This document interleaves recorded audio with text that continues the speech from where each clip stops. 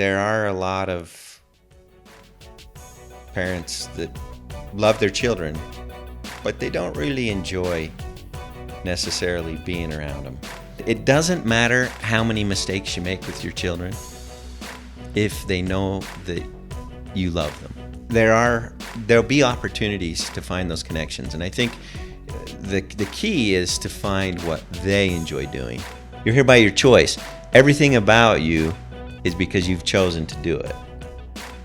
You've chosen the relationships you have.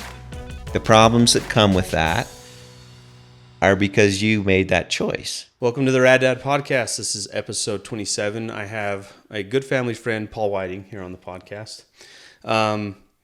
Just to get started, Paul, tell me a little bit about your childhood, where you grew up, and a few highlights. I grew up just across the street, Mapleton.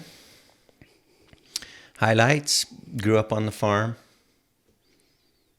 Dad was a school teacher and a farmer, kind of like your situation, right there in Mapleton. Yeah. So the Whiting name is pretty well known in Mapleton, right? Did your family, they just owned a bunch of farmland and farmed Mapleton? Are we talking crops or animals? Yeah, well, my great-great-grandfather lived there. Actually, he lived up Hobble Creek Canyon, and his son, Albert Milton Whiting, lived in Mapleton, and he's well known for in Mapleton history, in our little family history, in that his daughter was the first one to die in Mapleton. She was just 7. First person to die, and first white person to die in Mapleton. So we're talking like long time ago. Settled Mapleton. Yeah, the Whitings. Yeah. Okay.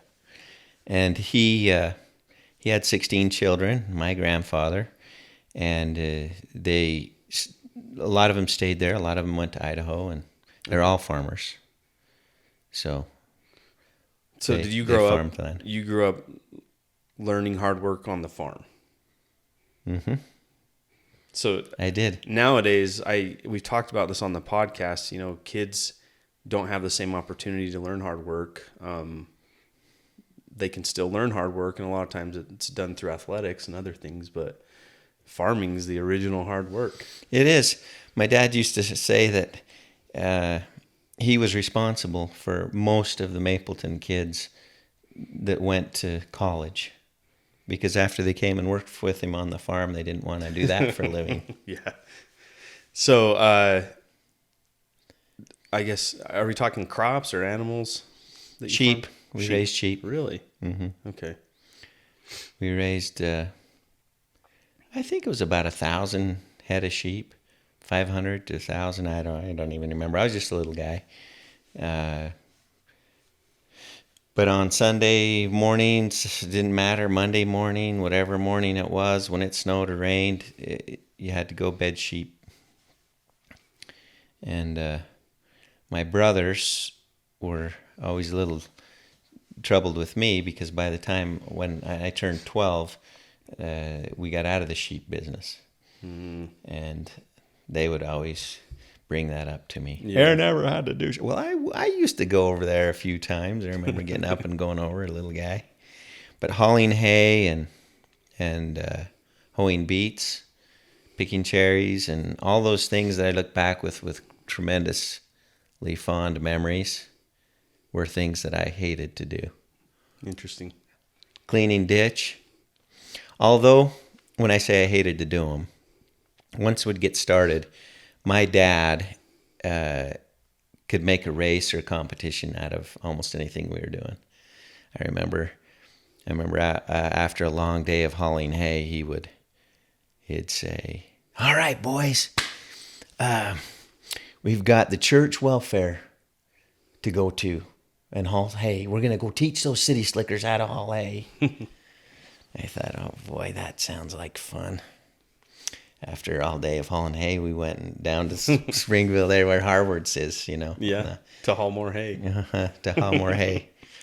But he was a good motivator. He'd come home, we'd go home for lunch, and he'd brag on us to my mom and tell her what great workers we were, whether we did or not, But he made us feel like that was that we were important and that we were doing important work. And as little guys, we really weren't doing much. We used to drive tractor and knocked my grandpa off the back of the hay wagon once, and half the load. And my grandfather, he was a pretty fantastic man. He was he is a bishop and a patriarch, and all the qualities that go with those kind of people, he definitely possessed. But I stopped the tractor and went back and saw him on the ground and all the hay on the ground, and he got up and he said, "Well, that's a fine how do you do." Didn't cuss at me, didn't get mad. But for raising sheep, I never heard him swear.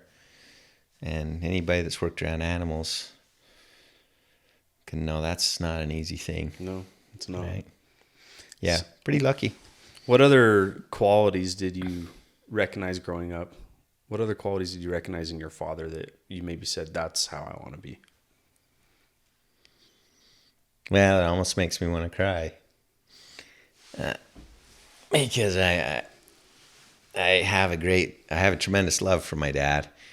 Well, I have a friend. I had a pretty close friend in college who I remember him telling me that he knew that his parents loved him, but they didn't like him. He told you that? Uh-huh. Interesting. And I thought, well, I'd never ever heard anybody say anything like that. They love you, but they didn't like you. But I think that there are a lot of parents that love their children, but they don't really enjoy necessarily being around them or doing things with them. And that's one thing that my dad loved, that I knew. He loved me and he liked me. My dad liked me a lot. He played college basketball, some semi-pro basketball, played for the University of Utah. And he, basketball was something that he loved the sport, and he loved having me grow in that sport, just like your dad. Mm-hmm. Imagine taking away your I'm going to say karate. It was taekwondo. What was it? It's taekwondo. Taekwondo and wrestling. Yeah. The two. Oh, and wrestling, yeah. Take all of that experience away from Joe Kelly and you have an empty life. I don't know that I'd recognize me. You wouldn't. Without those two. You wouldn't. And that's it's the same with my dad. My mom loved tennis. She found that commonality with me. Mm-hmm. To my knowledge, I never saw her play or never knew that she played, but she loved getting me involved in tennis when I was 7 years old. So those qualities. I mean, she signed me up for every tennis tournament she could sign me up for. Took me to every tournament I could possibly get into in Salt Lake, and sent me off to Colorado with some friends when I was 12 to play. And she was behind that, but my dad was always behind my basketball. And that's what we did. I mean, when my dad came home from work, from teaching school, he'd open the door and holler and make sure everybody was happy and let everybody know he was home. And we'd immediately turn the TV off and go out and play basketball with him. Because we knew he'd go give us the time on the court. Yeah. So to me, that's, back to my friend, I don't think my friend had that. He had what kids should know, that their parents love them, but not that they really enjoyed spending time with them. Fishing, hunting, and just working with him all the time. We were just with my parents all the time. So I've tried to do that with my boys.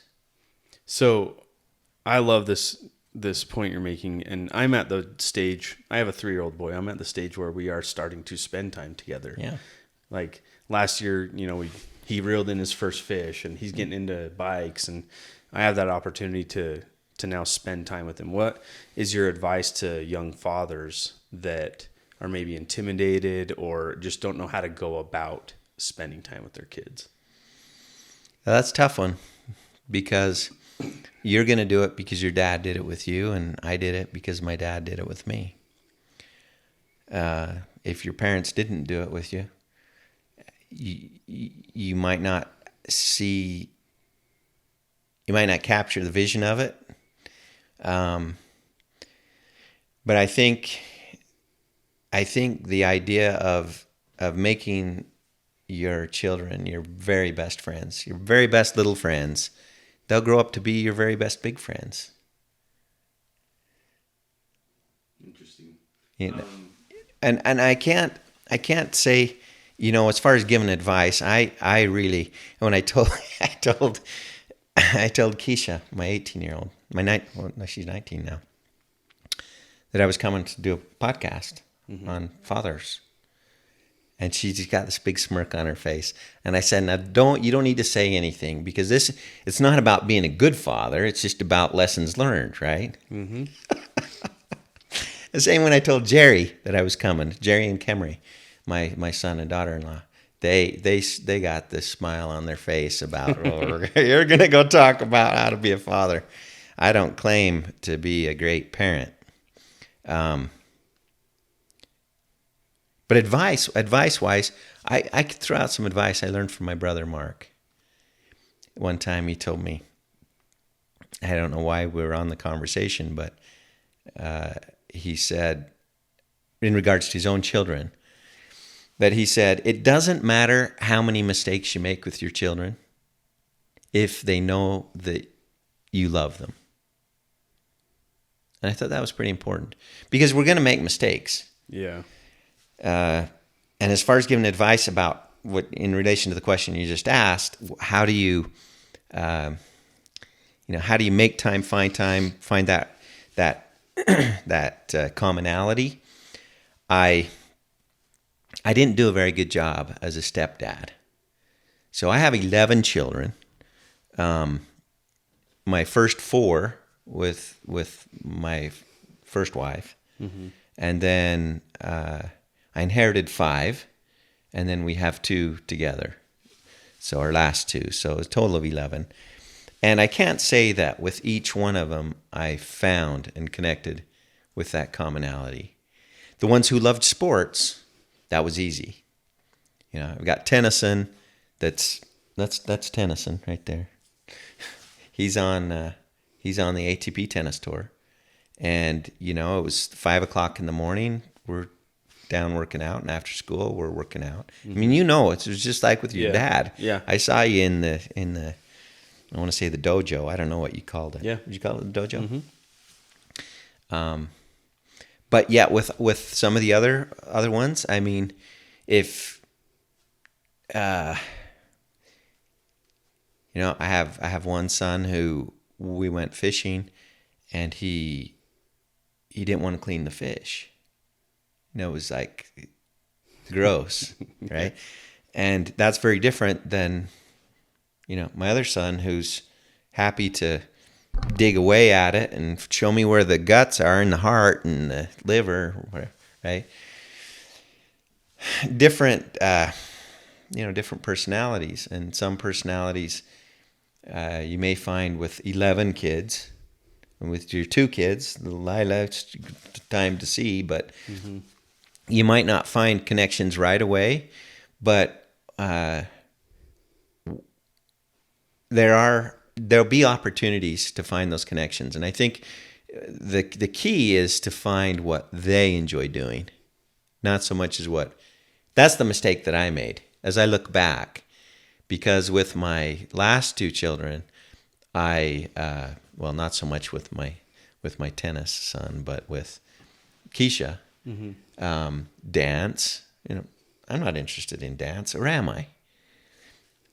So when I start going to her dance competitions with her, and I start learning some of the fun, competitive things of dance, I really got to love it. And she got to dance in the international Guatemalan national theater and do some big things.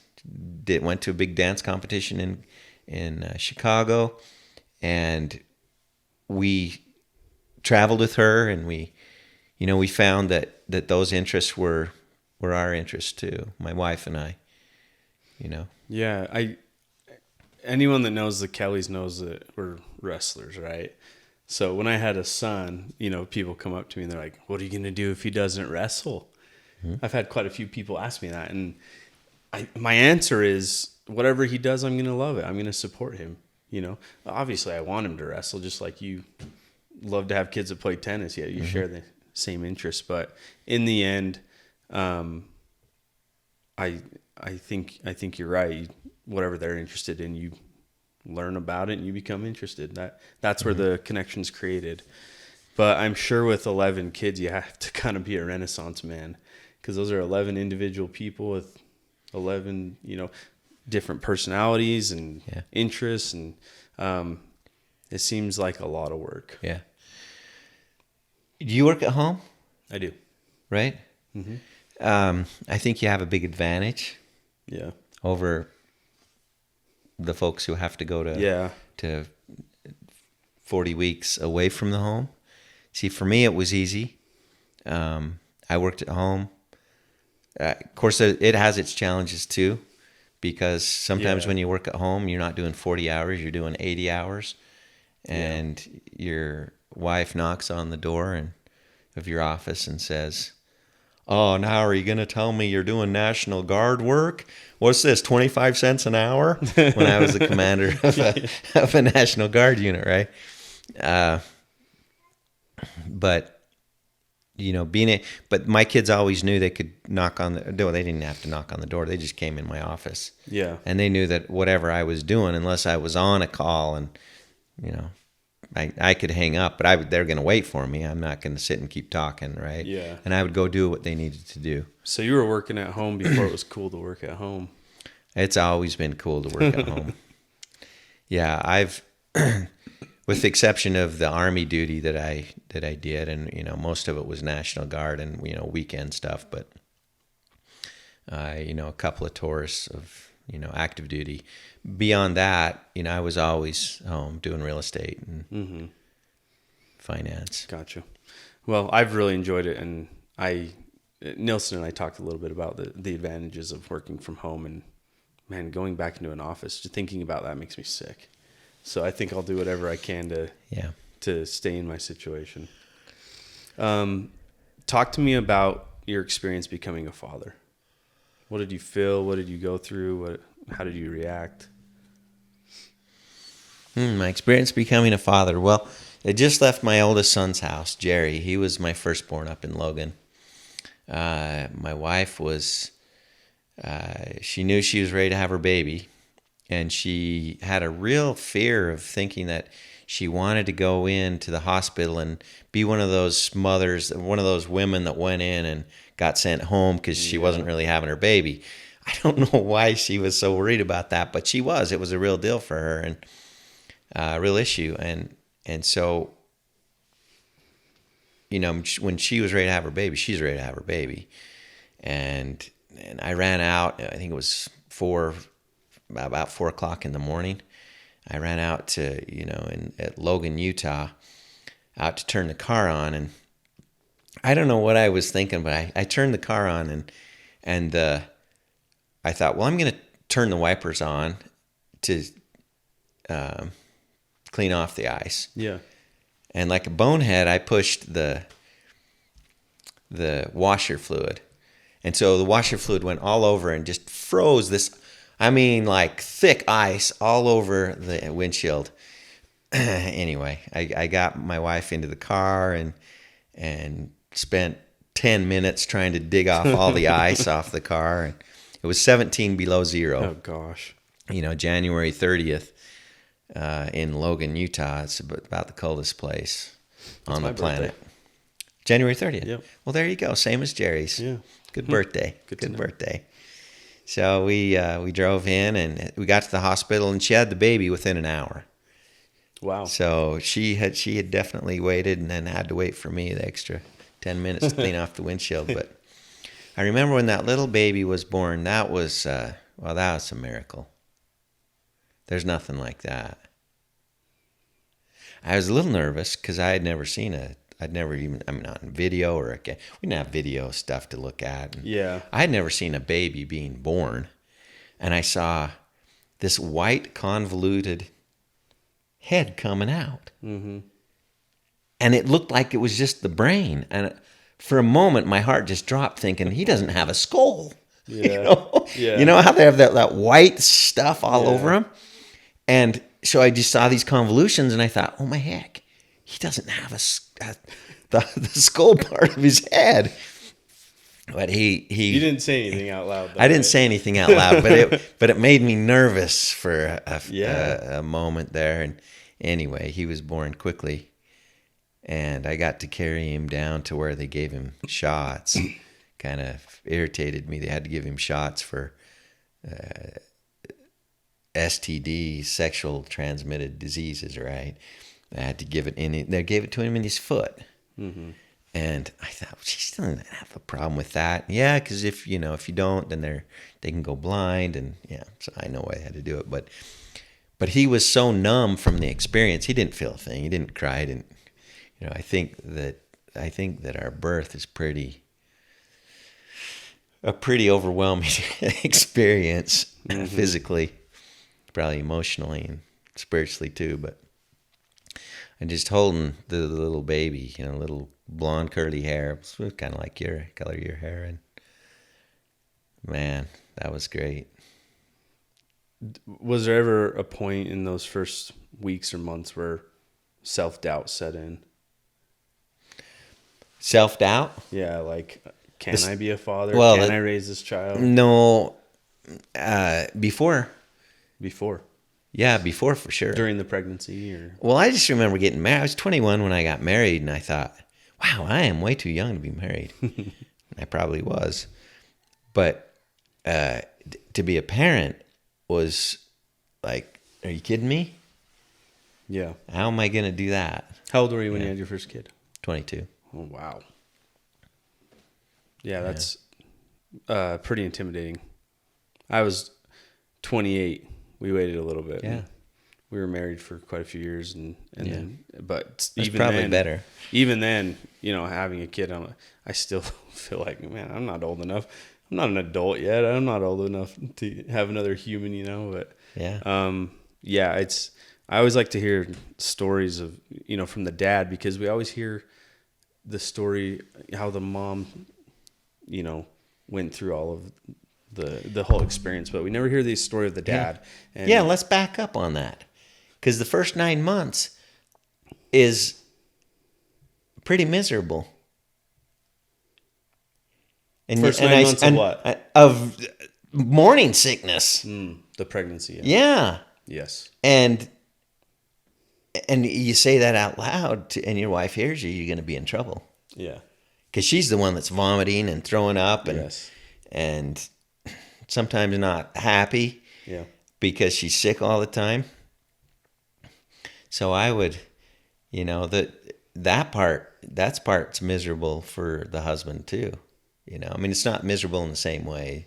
Well, sometimes you just feel helpless. And hopefully there's no women watching this, because they'd be troubled with it, with me even saying that, because they go through so much. But that, my wife got so sick, and she would be vomiting 2 or 3 times. I remember pulling over to the curb, and she'd have to throw up in the curb.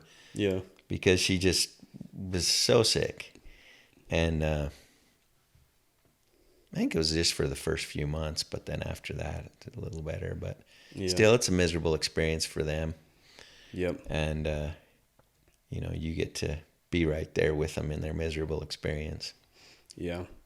So let's fast forward a little bit. Was there ever a time where you felt self-doubt just in general throughout fatherhood? Oh my gosh.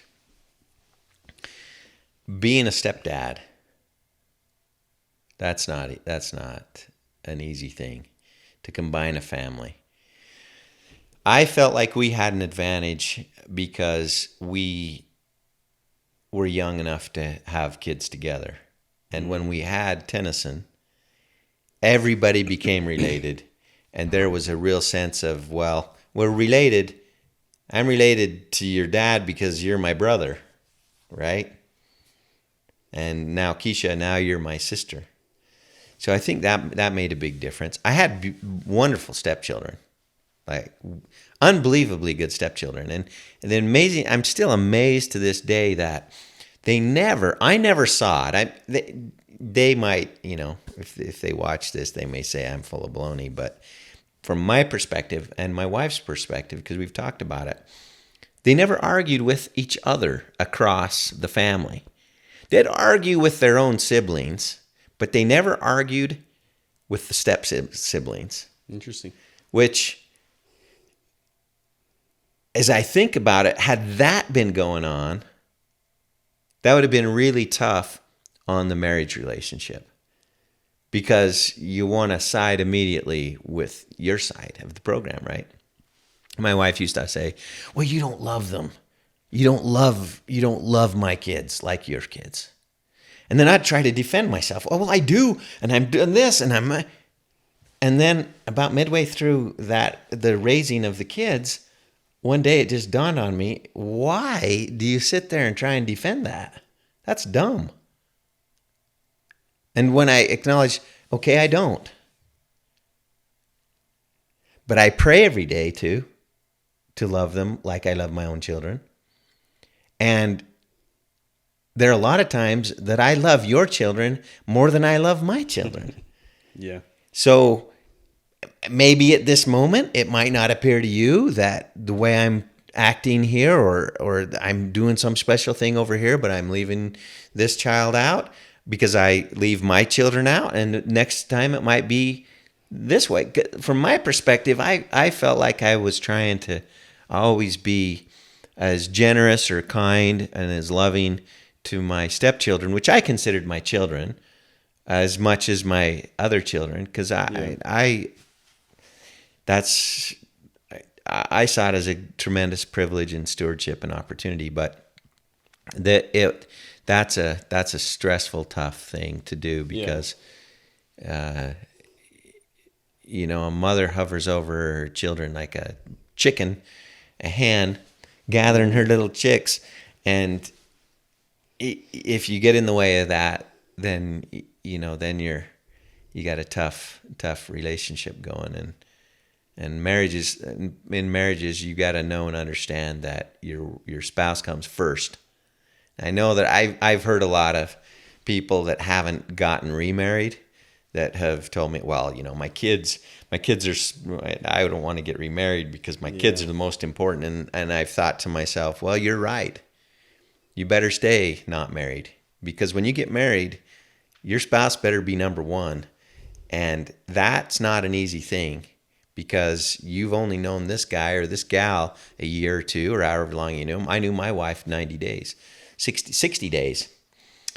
60 days. So 30 days after I got married, I met Sherry, and 60 days later we got married. Did I say that right? Divorced. When I got divorced, 30 days later I met Sherry, and within 60 days we got married. So she could have said, well, why would I have allegiance toward you, and how could you possibly be number one in front of my children? But she did that, and I tried to do it too.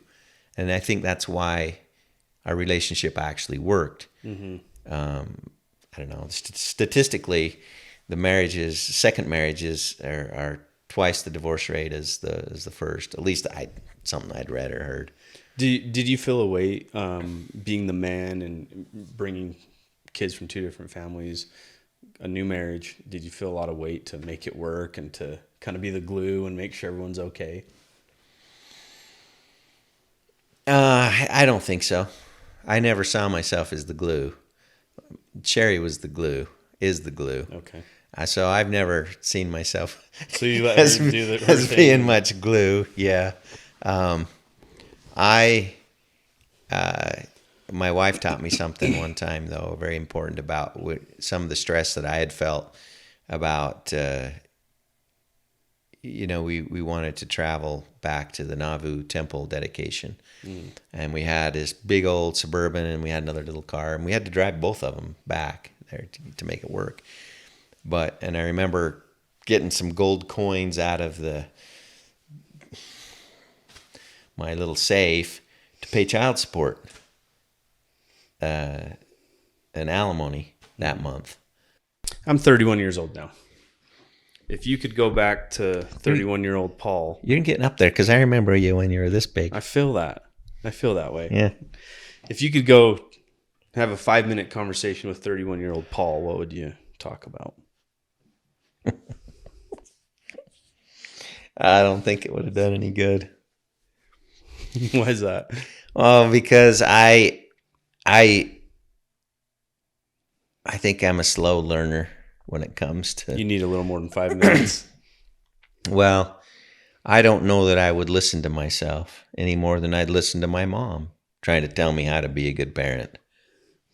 Do you listen to your mom about being a good parent? Listen to your dad about how you should be a good parent? Do you? Well, you're good. You're a humble kid. I wasn't. I have not been that way. I should be. So what changed from 31 years old to now where you can now recognize that? Well, I don't know that I recognize that. I mean, I recognize how I am. I don't know that I'm any different now than then. I don't know, Jace. That's a tough one. I've learned a lot, if that's what you're asking me. Yeah. I think that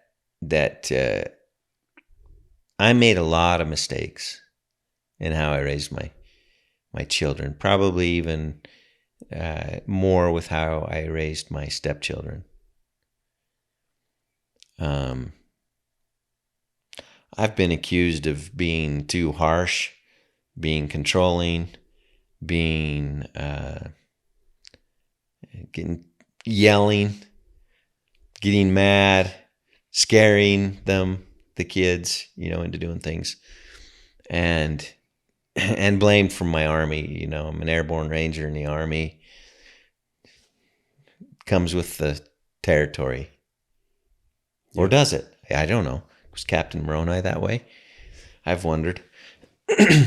So, speaking of your military experience, were there things that you learned in training and just through your years of service that helped in your family life? Well, I thought so. Yeah. But that comes up as a negative thing. Really? Yeah. But this probably the qualities that the children or my wife doesn't see or didn't see so much. The military is an incredible educational, training, mentoring opportunity that trains you to be a better dad, for sure, to be a better leader, to step up and take responsibility for what you need to be responsible for. Mm-hmm. A lot of things that have happened in my life when at first glance I've thought, well, that was because he did or she did or because that happened or because I got ripped off and then I would think of my military training and think, are you kidding me? You're in this situation because you chose to be here. You're in Ranger School because you chose to be here. You want to go home? You can go home right now. I remember my Ranger instructor with a hamburger in his mouth. And he had another one in his sack. And he said, "Do you want a hamburger? You can have this." And you're eating one meal a day for 60 days. And a McDonald's hamburger at 2 weeks into the program, one meal a day is looking pretty good. Yeah. Here, you can have one. And yet you knew that he was trying to trick you, because if you did, then, we can send you home at any time. You can't eat something outside of what you're supposed to eat, right? So you're here by your choice. Everything about you is because you've chosen to do it. You've chosen the relationships you have. The problems that come with that are because you made that choice. And they are positive consequences or they're negative consequences. And that's it. The military helps you understand that. You're accountable and you're responsible. Yeah. And, it's all, in the first 5 years of my active duty service, I was in schools for 4 of those years. And then throughout, it's a pretty incredible educational opportunity. So I'm going to flip the question on you now. Was there anything that you learned in fatherhood that helped you in your military life? Oh, you mean the other way around? Mm-hmm. Sure. Yeah. Oh, especially as a commander, and you have kids that come in and have done some pretty stupid things. I had a kid that stole he climbed over a post office fence to get into those little electric, I think it was an electric car or whatever, the little cars that they have. He's one of my mechanics. He climbed in with his buddies and knew how to get it started and going, and drove through the fence. And just something dumb, but he got court-martialed for it and had to go to jail. In the Army jail, that's not good. I mean, it was a federal offense. U.S. Post Office of all dumb things, right? But I remember having some real heart-to-heart talks with him, because I felt like he was my son doing something, he was drunk. He was out partying with his friends, and he didn't have his right brain on for sure. Yeah. And there are a lot of experiences that I had in the military where you're counseling people that, young soldiers that, well, even older soldiers. I had a medical doctor that worked for me that got caught shoplifting with his wife. Well, it was his wife that was shoplifting. Oh, gosh. And he was covering it up because it was his wife, and it was all on tape. And so the military came down with a pretty hard hammer on him, and it was my responsibility as the commander to, inflict whatever consequences, the harshest that I could mete out, right? But they didn't have control over it as much as they wanted. And I've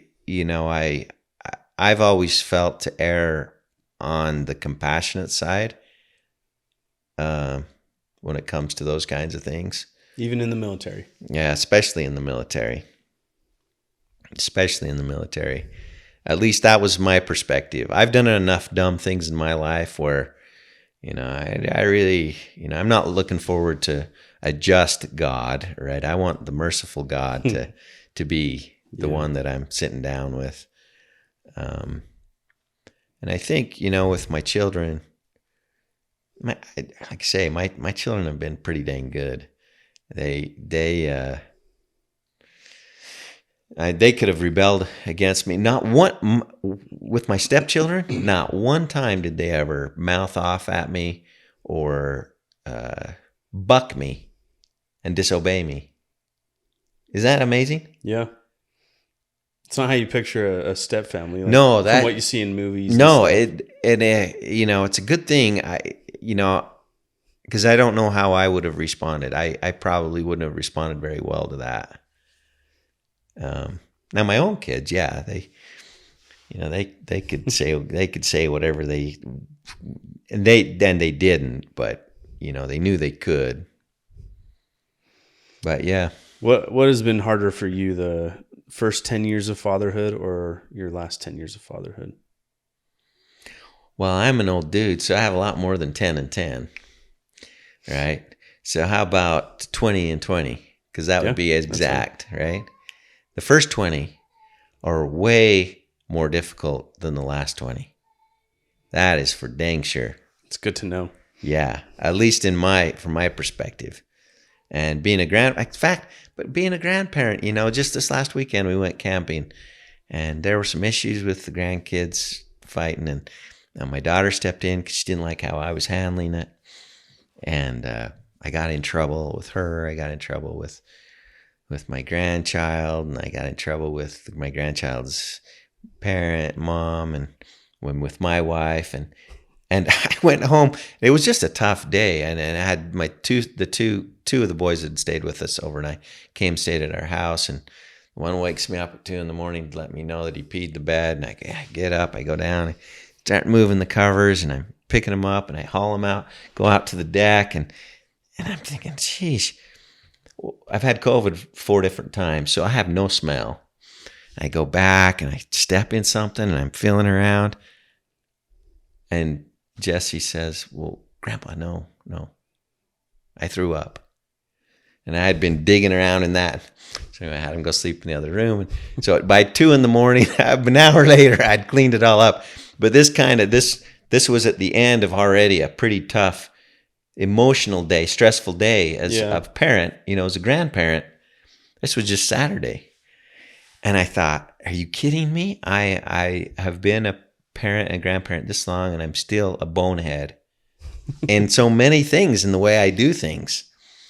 But I also, back to your question, realized, dang, I remember what it was like to be a dad. It was just like this weekend in the intensity and the challenges and serving everybody and making sure everybody's good. And it was a nice little reminder of how tough the first 20 years can be. It's the type of thing where you can't read it in a book. You just have to experience it. Yeah. No one can tell you, hey, this is what to expect in fatherhood and this is how to handle it, because it's different and there's so many different things that can happen and ways to react. Yeah. So that's really cool. It's true. Talk to me about what you have done or ways that you have found to help yourself with mental health. Mental health?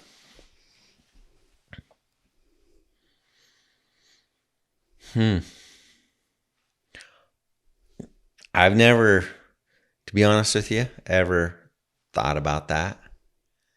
I thrive on accomplishment. And so if I have a goal that I'm moving toward, when you say mental health, I don't know what you're referring to. What I hear you saying in that is, I can think of depression. That's the first thing that comes to my mind. Have I been depressed? Yeah. Is that what you're asking me? Well, that's a negative side of mental health, but there's a positive side too. Okay. I'm just, Well, I've never had anybody say, how's your mental health today? Because that would, I think most men haven't. Because I would take that as a pejorative, More negative. definitely a negative connotation there. Yeah. If you're talking about mental health, the guy's mental, right? I'm thinking, well, that's a negative thing. But if you're talking positive, well, I feel like I've been pretty lucky in that regard. I had a mother who loved to keep me engaged in everything I could possibly do. I remember one of the presidents of the church saying, you can't give your child too many good things to do. And I think, I don't even know if that was a president of the church, but somebody said it, and my mom sure latched onto that. Yeah. Because I always had a lot of things to do. I'm working on my doctorate of business administration, my DBA right now, actually. I just finished my first year. And I'm an old guy.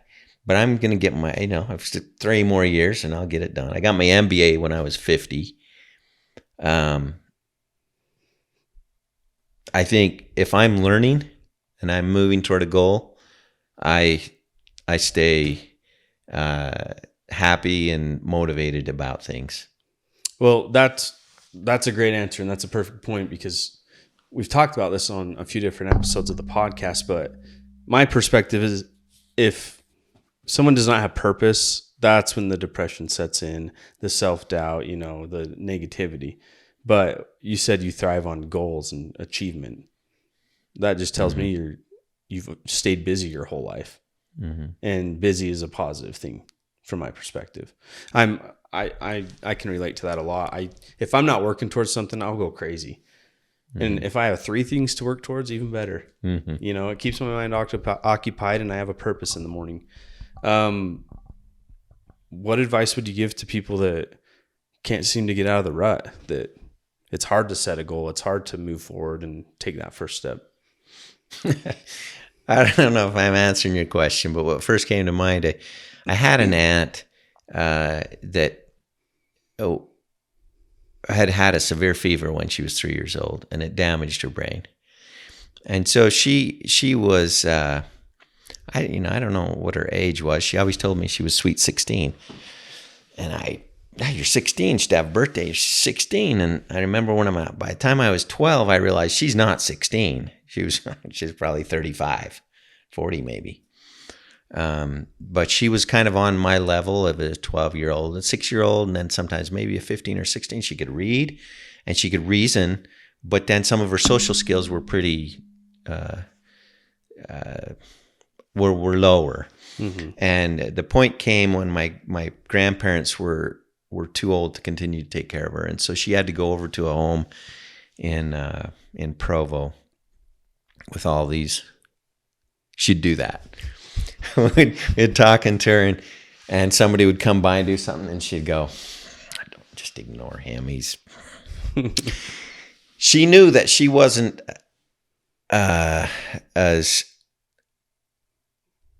I use the word retarded, but it was a retardation of a slowness mm-hmm. that she knew she wasn't as slow as the people she was living with, and she wasn't. But she would experience depression.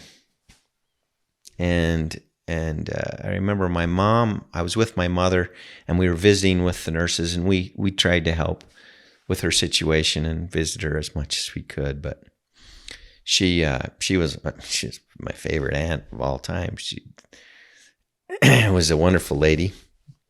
But I remember in the conversation, the nurses and doctors talking about her. She's on this medication, she's on that medication. I mean, she had pills out the gazoo. Mm-hmm. But she's just not. And it was all about her. She was in the room with us.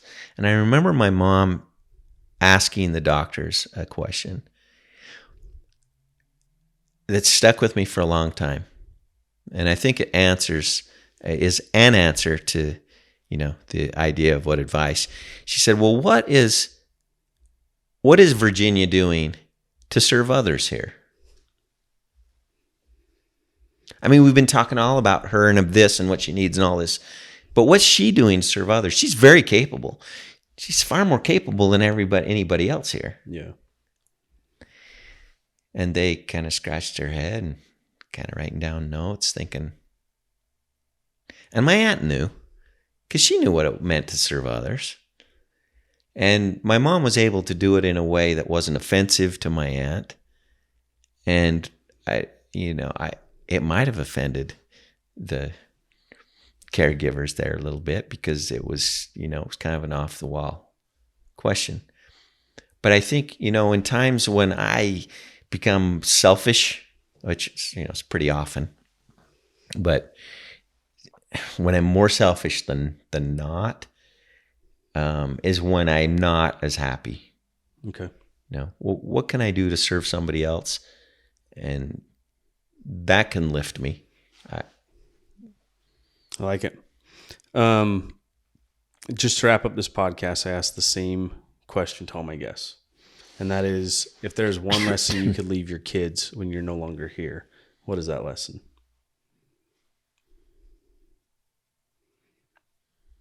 Well, I can see why this is the last question. You can't. What if I don't know the answer to that? One thing that I'd leave them. Yep. I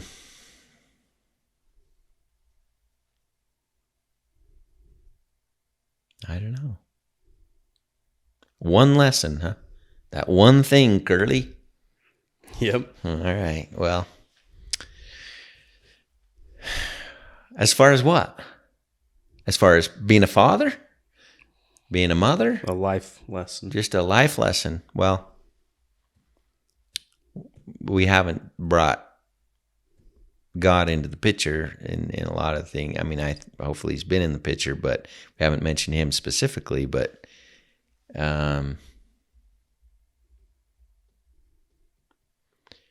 would hope that my children and my grandchildren would, when they think about old Grandpa Paul or Grandpa Whiting, that they would want to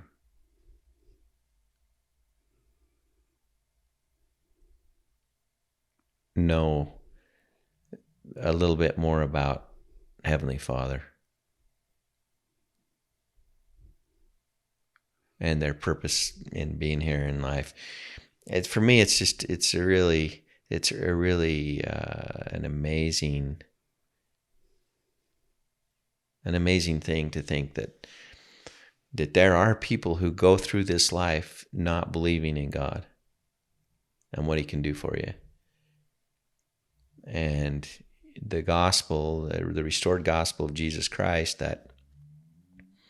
that's been given to us, been given to you and to me, and we go out and we preach the gospel and try to help others understand what that's about. But the thing probably on my mission that I remember more than anything else, and I don't know if you know, my wife and I just got called to serve a mission in Hawaii in December. And my daughter's leaving for her mission to Mexico just next month, Mérida, Mexico, Keisha. But I remember teaching, or in the discussion, that the whole objective of the gospel of Jesus Christ is to help us become a better father, a better mother, or a better brother, a better sister, a better uncle, a better aunt, a better cousin, a better friend. And I remember saying that for the first time, teaching that for the first time, and it just overwhelmed me with a wonderful spirit to think, oh, that is what it is. That is what the gospel's about. That's why, that's what it's all about. It's all about wanting to be better in those stewardships that are lasting and meaningful, that last forever. So I would hope that my kids would get that part. If they don't get or accept any or all of the gospel or the restored gospel of Jesus Christ, or however they view our Heavenly Father, that they would grasp the belief that the teachings that are in the scriptures and the prophets are to help us to become better people, and that they would want that. Awesome. That's kind of a long answer for telling you I didn't have an answer, huh? Yeah, it was well put. Well, thank you for being on and sharing your experiences and stories and thoughts. I really appreciate it. Thank you, Jace. It's been fun. Awesome.